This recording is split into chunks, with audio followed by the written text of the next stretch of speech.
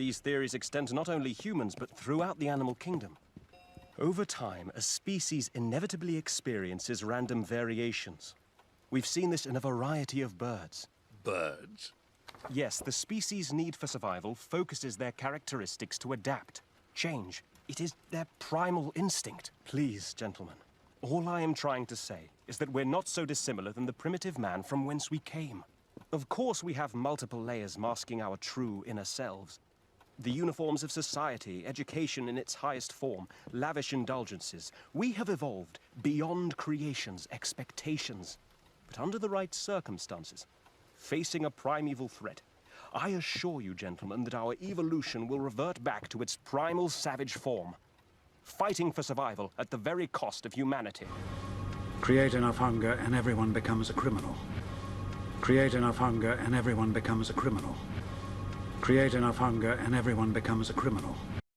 It's a really old theory in Western culture that scientists call veneer theory. The idea here is that our civilization is only a thin veneer, only a thin layer, and that below that veneer, sort of real raw human nature resides.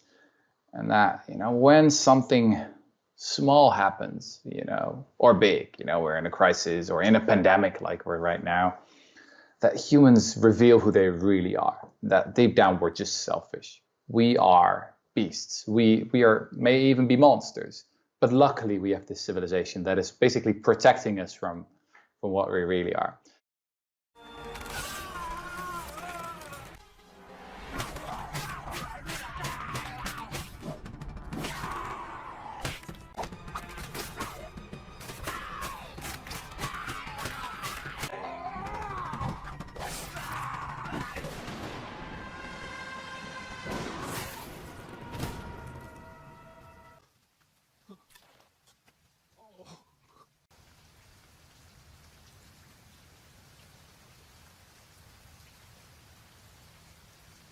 And there you have it!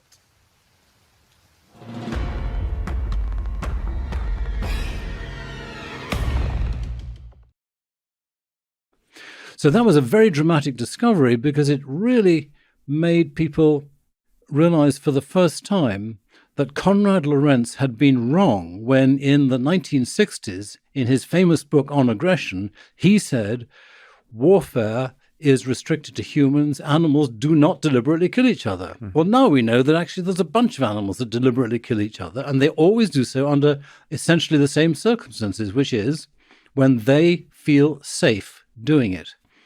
So humans feel safe doing it when they got a weapon. Animals feel safe when they have a coalition that has overwhelming power compared to the victim. And so wolves will do that, and lions will do that, and hyenas will do that, and chimpanzees will do it, and humans do it too. And I think you can very confidently say that overwhelmingly what happens is that if they discover that there's several individuals on the other side, then both sides retreat. Nobody wants to get hurt. What they want to do is to hurt others. And I think the only problem with it is that it's simply wrong. So in the last 20, 25 years, we've seen so much evidence accumulating from anthropology and from archaeology and from biology and from psychology and sociology with one main message, which is that basically, deep down, most people are pretty decent. And that this capacity for cooperation is actually our true superpower. Human beings have evolved to cooperate. If you ask the question, what makes us so special? Are we selfish? Are we very smart? Are we very violent or strong or powerful or whatever?